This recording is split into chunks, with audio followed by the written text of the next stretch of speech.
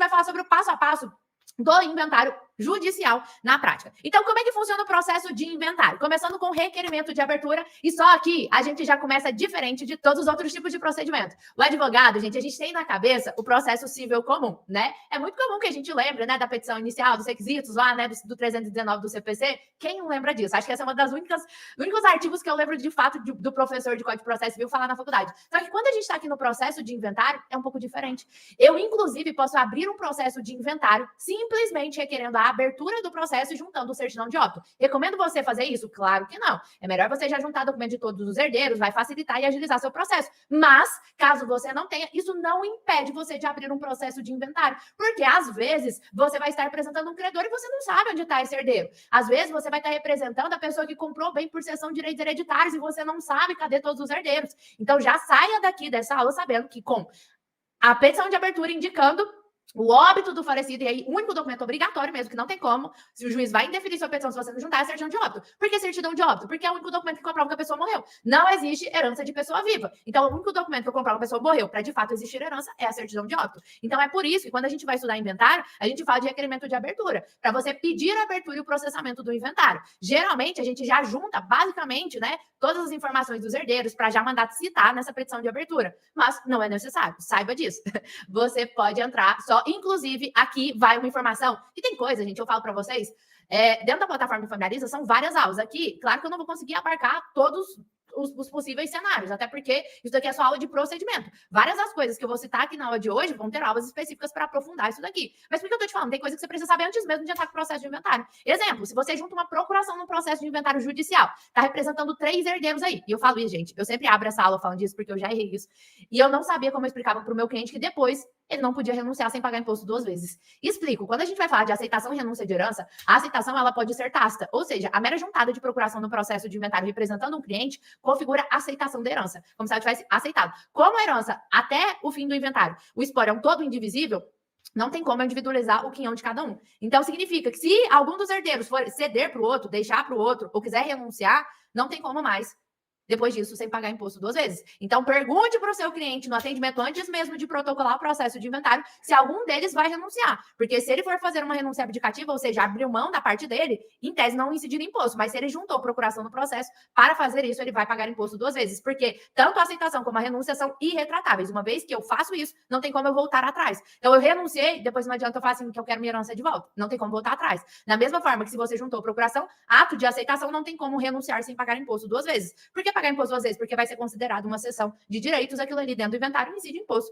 normalmente. Ficou claro isso daqui, gente? Então, presta atenção. Pergunte, já anota aí para você nunca mais esquecer isso. No primeiro atendimento de inventário, se você estiver representando todos os herdeiros, ou se for só um cliente, já perguntar se o seu cliente quer renunciar para evitar acontecer esse tipo de coisa no inventário.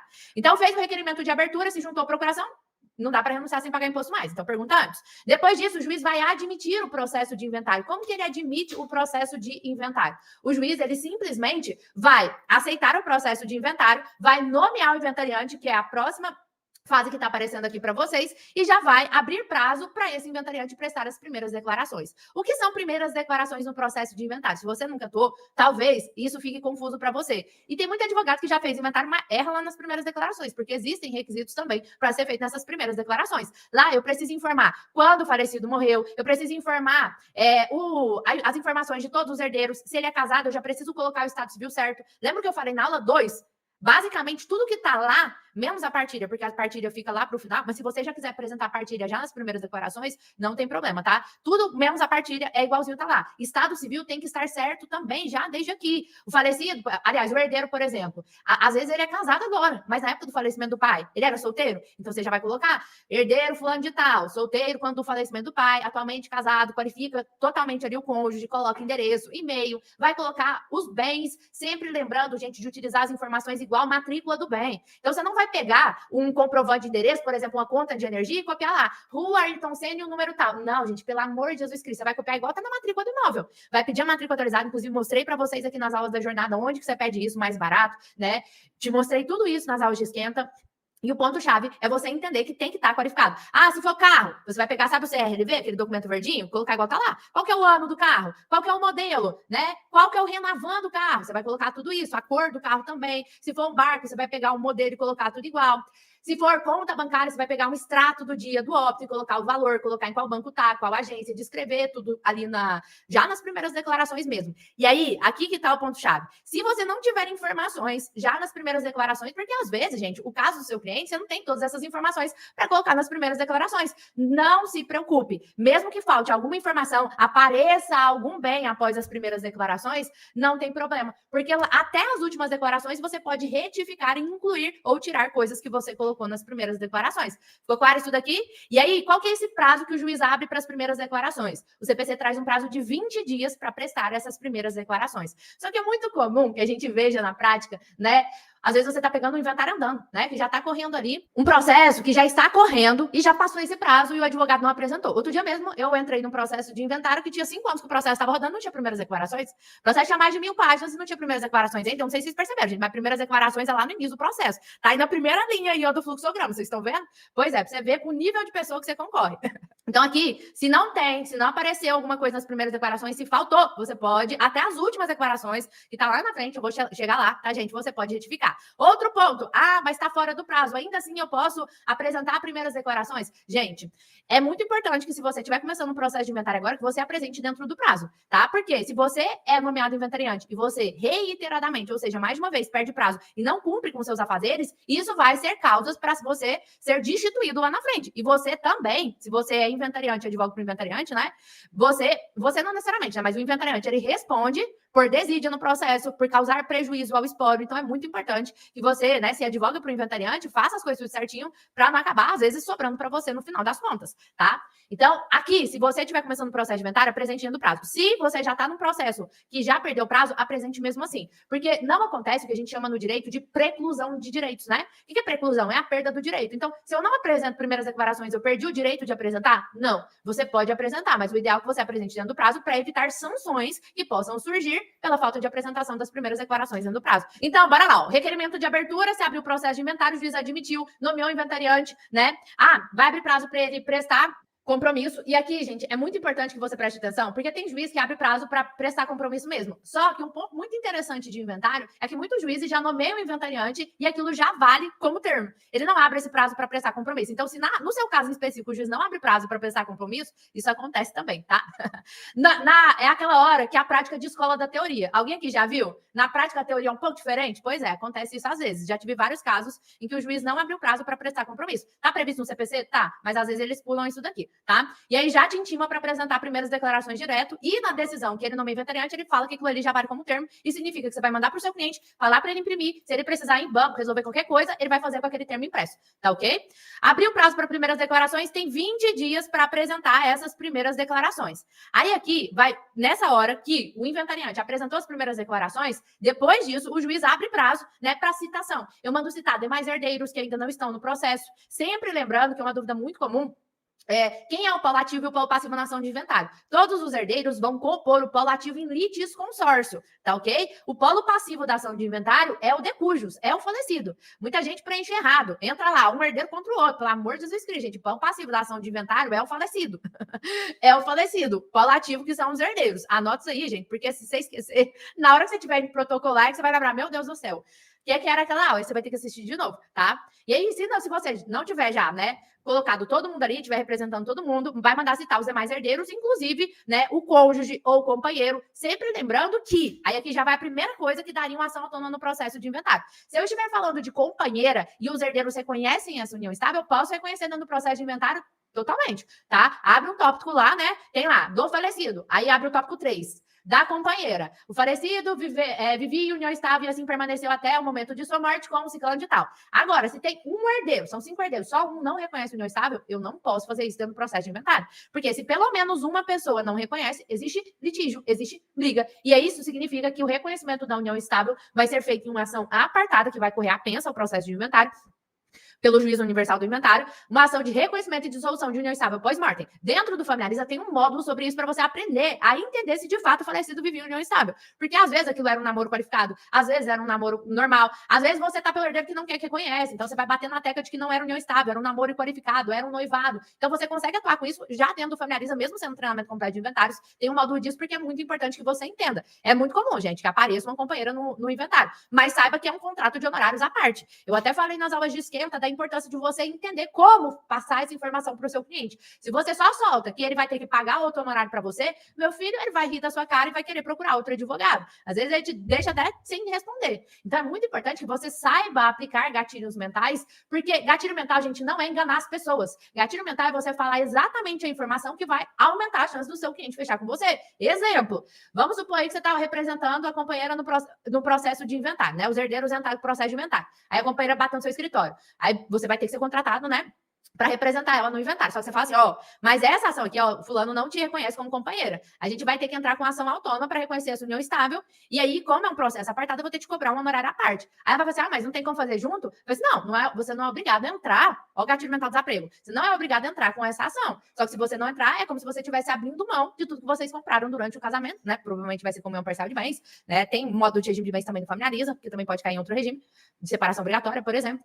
E aí você entende que na hora que você fala que ela não é obrigada, mas se ela não entrar, ela que vai sair no prejuízo, você aumentou em muito a chance dela querer entrar com essa ação. Porque é ela que vai sair no prejuízo se não entrar. Você está entendendo a diferença? Que uma coisinha, uma falinha que você não fala, pode fazer o seu cliente não querer fechar com você? Tem uma aula no Familiariza que é sobre técnicas de persuasão, né? Técnicas para aumentar a conversão de clientes. Está logo no primeiro módulo, então vocês vão entrar amanhã, vocês já assistam essa aula, baixem o material. E vocês vão ver, não existe nada mirabolante. São pequenos ajustes na nossa fala que aumentam muito a conversão de clientes, porque, gente, é gatilho mental aplicado na prática ali, no caso. Então, deu para entender, gente, que se não reconhece a companheira, nem adianta você mandar citar, porque não vai reconhecer dentro do processo. Aí, a ação de reconhecimento de união estável apartada, e se você estiver representando a companheira, faça pedido liminar de reserva de quinhão, para evitar que seja partilhado. O juiz, ele é obrigado a aceitar o pedido de reserva de quinhão? Não. O juiz é obrigado a aceitar o pedido de suspensão do processo de inventário? Não. Isso vai variar de posicionamento de juiz para juiz. Eu já te informo, porque existe uma insegurança jurídica infinita, que tem juiz que suspende o processo e tem juiz que não suspende. Não tem como você garantir isso para o seu cliente. Tem como você falar que você vai pedir,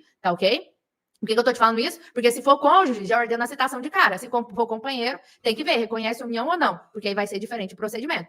E aí você vê aqui que tem intimação da Fazenda Pública e do OIP, certo? A Fazenda ela sempre vai ser intimada para ver sobre o valor dos bens que foram declarados já nas primeiras declarações. Agora, o MP não é sempre que ele vai ser intimado para participar do processo de inventário. E esse daqui é um ponto muito importante que você precisa prestar atenção, porque o processo de inventário só vai ter o Ministério Público participando quando eu tiver menor ou incapaz envolvido no processo de inventário. E isso daqui é muito importante, não só para você já pedir a intimação do MP na petição, mas para você entender que o processo de inventário provavelmente ele vai demorar um pouquinho mais. Ao invés do processo, vai para o juiz, volta para uma parte, vai para outra parte, eu tenho que incluir mais a manifestação do Ministério Público. Em todas, eu pedi para vender bem, o Ministério Público vai anuir. Primeiras declarações, o Ministério vai anuir. O Ministério Público vai anuir. Últimas declarações, plano de partida, o Ministério Público vai anuir. Então, aumenta um pouquinho o tempo de processamento do feito. E se tem menor ou incapaz envolvido no seu processo, é muito importante que você entenda também, porque existem fases aqui do processo que muitas vezes são dispensadas, eu vou falar para vocês, mas quando tem um menor ou incapaz, eu não vou ter essa dispensa. A exemplo de avaliação de bens. Apesar de estar previsto aqui no rito do inventário judicial, muitas vezes a avaliação ela é dispensada no processo de inventário. O juiz só vai ordenar a avaliação de bens quando houver litígio,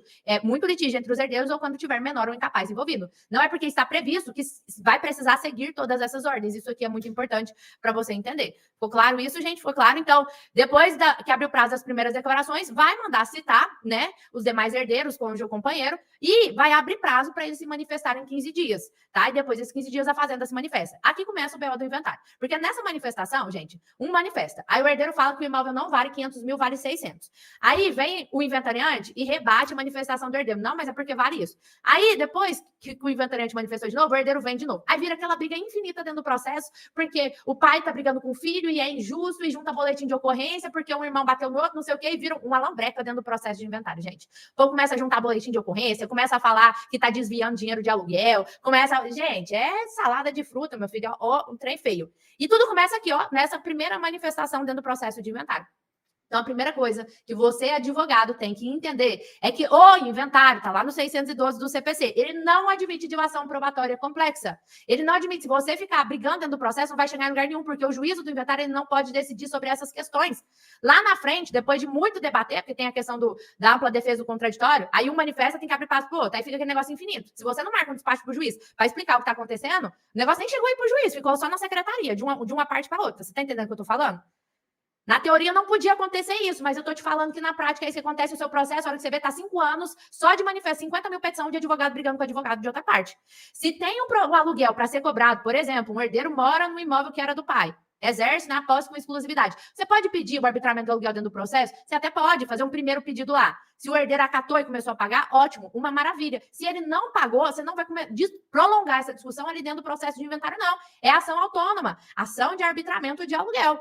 Entendeu? Pronto, acabou. Outro honorário, outra ação. Não discute dentro do processo de inventário. Já te falei da união estável, né? Dá para reconhecer lá? Dá. Se tiver briga, ação autônoma. 612 do CPC. Inventário não admite dilação probatória complexa. Se as pessoas estão brigando porque o inventariante está desviando valores, né, do aluguel, não está prestando contas do que está acontecendo com o valor da empresa, todas as coisas, você pode, em um primeiro momento, a primeira petição, fazer dentro do processo de inventário? Pode, você pode. Se o inventariante simplesmente se nega a apresentar ou apresentar que era igual a cara dele, né, gente? Quem já fez inventário sabe, né? A pessoa apresenta uma manifestação na prestação de conta que não apresentou prestação de conta nenhuma. Alguém já viu um negócio desse? Pois é, se acontecer isso, você não vai ficar brigando ali dentro do processo de inventário, não. É ação de prestação de contas autônoma. Tem até modelo lá no Familiariza, né? Sobre isso, tem aula sobre isso. Também honorário à parte, não é outra ação que você vai estar, né, ajuizando aí? É muito importante, não seja um advogado Bob Esponja que acha que tudo que vai aparecer no processo de inventário está incluso no honorário inicial de inventário. Por isso que é tão importante você fazer previsão em contrato do que está incluso no seu serviço. É a ação de inventário até a decretação de sentença e não inclui eventuais recursos. Tudo que tiver outras ações, recursos à parte serão objeto de contratos honorários apartados. Tem que constar na sua ação específica, no seu contrato de honorários, entende, gente? Senão, gente, no final você vai acabar pagando para trabalhar. E aí você vai achar que a advocacia não dá dinheiro, mas, na verdade, você está botando a culpa na classe, mas é você que não estudou, que não precificou certo o seu serviço. Tem coisa que não adianta a gente botar a culpa no mundo. Às vezes está na gente pela falta de conhecimento, né? Ficou claro isso daqui, gente? Deu para entender? Então, essa manifestação, isso daqui é um BO infinito, que na prática, se você não se atentar, se você perceber que tem mais de 3 manifestações, uma parte manifestou, a outra impugnou, chega de ficar peticionando. Se você perceber que isso está acontecendo no seu processo, marca um despacho para o juiz e falar para ele ordenar o prosseguimento do feito. Porque senão vai ficar infinito. É petição atrás de petição ali, tá? Proatividade, vai atrás. Mostra, né, para o juiz como é que funciona. Aí vem a manifestação da fazenda para concordar com o valor apresentado dos bens nas primeiras declarações. E aí que vem, gente, aqui, essa parte da avaliação dos bens. Sempre que vai ter avaliação de bens, eu já adiantei essa parte, né? Não, gente, não é sempre que vai ter avaliação de bens. Geralmente, o juiz só manda avaliar, porque tem um custo, né? Essa avaliação demora um tempo, porque tem que juntar laudo, aí abre prazo para manifestação.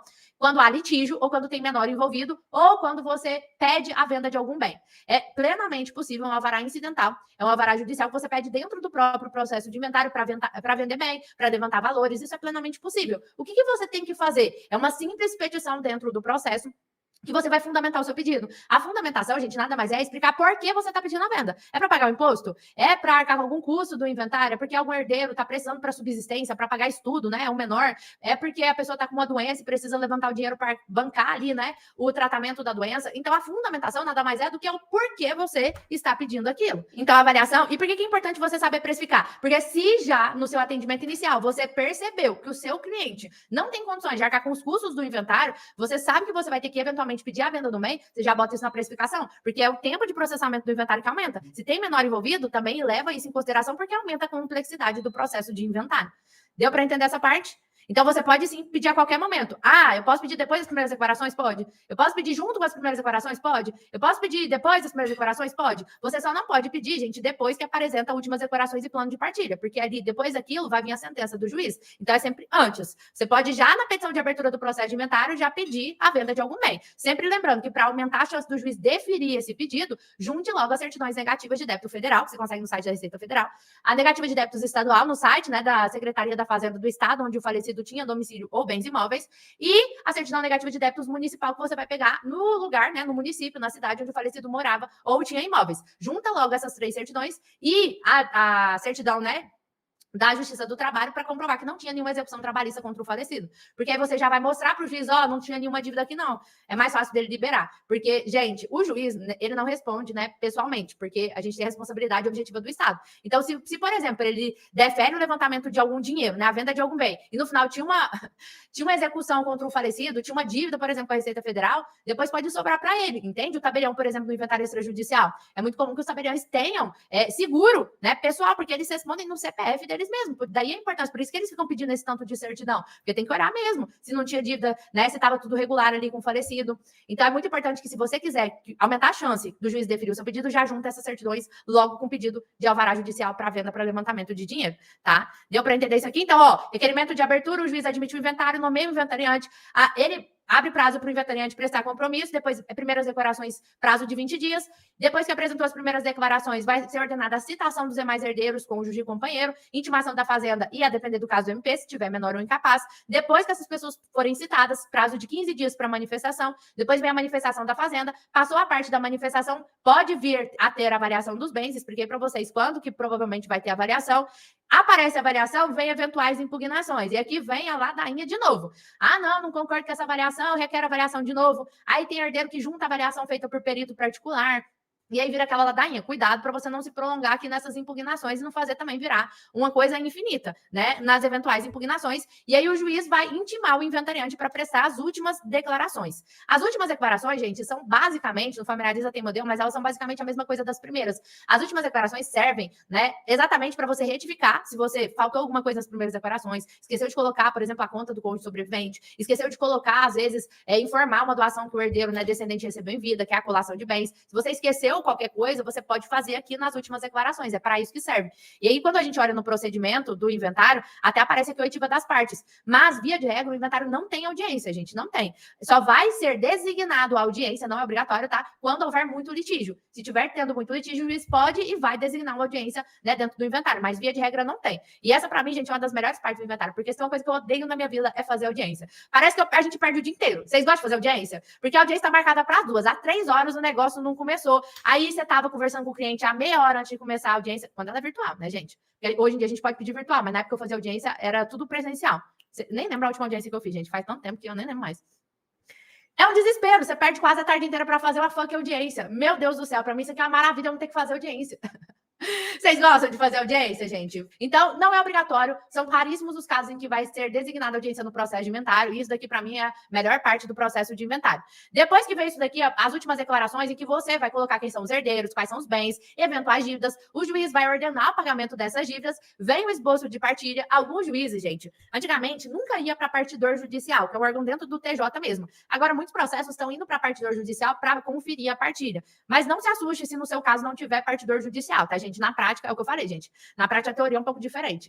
E a gente, apesar de ter um procedimento desenhado no CPC para o inventário judicial, na prática, alguns juízes, né, pulam alguma dessas partes. Muitas vezes, né, se estende muito nessas manifestações e impugnações, que é o que eu te falei, para evitar você fazer isso, porque não vai dar em lugar nenhum, porque o juiz não pode decidir. Tá lá no 612 do CPC, o inventário não admite dilação probatória complexa, não tem como ouvir testemunha nessa ação de oitiva das partes. Essa audiência de oitiva das partes não é para você levar testemunha, não é para você produzir provas, é simplesmente para o juiz tentar fazer os herdeiros chegarem em acordo. É para isso que serve essa oitiva das partes. Ficou claro isso daqui? Cuidar para você não confundir inventário com procedimento civil comum. Inventário tem procedimento específico, é o que eu estou te falando aqui, tá? Ficou claro isso daqui? Vem o esboço de partilha, se tiver tudo ok, cálculo do imposto, declaração do imposto, o juiz homologa, paga o imposto, sentença de partilha. E assim, gente, faz o processo de inventário. Claro que dentro do processo de inventário pode ocorrer várias intercorrências. E é igual eu te falei, isso daqui é uma aula de procedimento para você ter uma noção geral do inventário judicial. Existem outros procedimentos? Sim. Tem como entrar com arrolamento comum, arrolamento sumário, alvará judicial. Dentro da plataforma do Familiariza, inclusive, tem aulas específicas sobre isso, com fluxograma, para você entender quando que encaixa em outras hipóteses. Aqui eu quis te trazer o mais complexo de todos, que é o rito mais complexo, que é o do inventário judicial, para você entender. E é muito importante, você está vendo esse fluxograma aqui?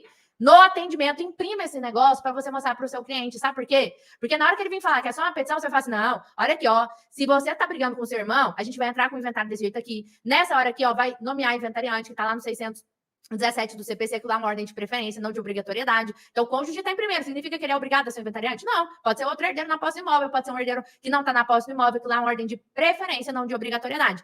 Só que a hora que você mostra para o seu cliente que tem esse tanto de fase, que se eles ficarem brigando, isso daqui pode levar, né? O tempo de processamento médio, não sei se você já procurou no site do CNJ, é de 7 anos. 7 anos. E isso, gente, você usa como gatilho mental para tentar fazer o seu cliente vir para o extrajudicial. Você fala assim, olha, cara, o dinheiro, tem muita coisa que vai ficar emperrada ali. Então, é muito melhor a gente tentar chegar num acordo com seus irmãos, porque aí todo mundo sai ganhando. Esse dinheiro, esse bem já vai para o seu nome. O processo de inventário extrajudicial, ele tem as fases muito mais rápidas. Se todo mundo tiver de acordo, a gente consegue finalizar um processo de inventário em menos de um mês. Então, na hora que você mostra o procedimento mais complexo, tudo que está incluído no seu serviço, o seu cliente vai dizer, caraca, eu achava que era menos coisa, é mais coisa do que eu imaginava. E na hora que você faz essa ancoragem do tanto de coisa, que se fizer de acordo, você pula aquilo tudo, e ele pode ter o bem direto no nome dele mais rápido, isso é muito importante, porque lá no curso tem uma aula também de técnicas de negociação. E uma técnica de negociação muito importante é a ancoragem. Quando a gente ancora o nosso serviço, uma coisa que é muito mais complicada, para fazer o inventário extrajudicial parecer muito mais simples e ele querer topar chegar num acordo.